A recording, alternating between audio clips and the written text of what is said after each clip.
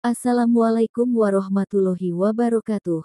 Syukur alhamdulillah kita dapat bersama kembali di channel Nur Hidayah. Semoga kita semua senantiasa ada dalam lindungannya, diberi kesehatan lahir dan batin, serta dimudahkan setiap urusan dunia dan akhirat. Amin ya robbal alamin. Sahabat Nur Hidayah yang dirahmati Allah Subhanahu wa Ta'ala. Semoga malam ini menjadi malam penuh berkah untuk kita semua. Malam yang menghidupkan hati dan mendekatkan diri kepada Sang Pencipta. Sahabatku, pernahkah engkau merasa sesak oleh masalah yang tak kunjung usai? Pernahkah engkau menangis dalam diam, merasa tak ada yang mengerti? Sesungguhnya, ada satu waktu yang istimewa, di mana setiap tetes air mata takkan sia-sia, setiap doa takkan tertolak, dan setiap permohonan akan didengar. Waktu itu adalah sepertiga malam terakhir.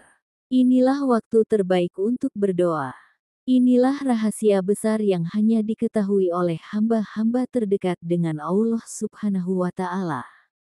Rasulullah Shallallahu Alaihi Wasallam bersabda, Rabb kita turun ke langit dunia setiap malam ketika tersisa sepertiga malam terakhir.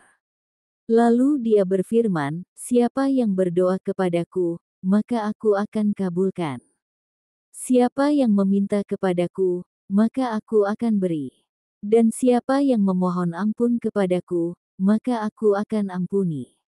HR Bukhari dan Muslim. Sungguh, pada waktu itulah Allah paling dekat dengan hambanya. Tidak ada penghalang, tidak ada keraguan. Hanya antara engkau dan Dia. Tahajud bukan sekadar sholat malam. Ia adalah sebuah dialog penuh cinta. Ia adalah pengaduan tanpa takut dihakimi. Ia adalah harapan yang dilantunkan dalam sujud. Tahajud adalah rahasia orang-orang yang ingin hidupnya ditinggikan, bukan hanya di dunia, tapi juga di akhirat. Rasulullah Shallallahu Alaihi Wasallam sendiri tak pernah meninggalkan tahajud, bahkan ketika kakinya bengkak karena terlalu lama berdiri. Ketika Aisyah radhiyallahu anha bertanya, "Wahai Rasulullah, bukankah engkau telah diampuni dosa-dosamu yang lalu dan yang akan datang?" Beliau menjawab, "Tidakkah aku ingin menjadi hamba yang bersyukur?" Sahabat, kalau Nabi yang maksum saja masih bersujud di malam hari, bagaimana dengan kita yang penuh dosa dan kekurangan?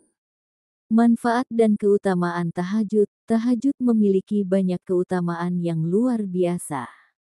Di antaranya, doa lebih mustajab. Karena doa di sepertiga malam terakhir adalah doa yang paling didengar oleh Allah Subhanahu wa Ta'ala.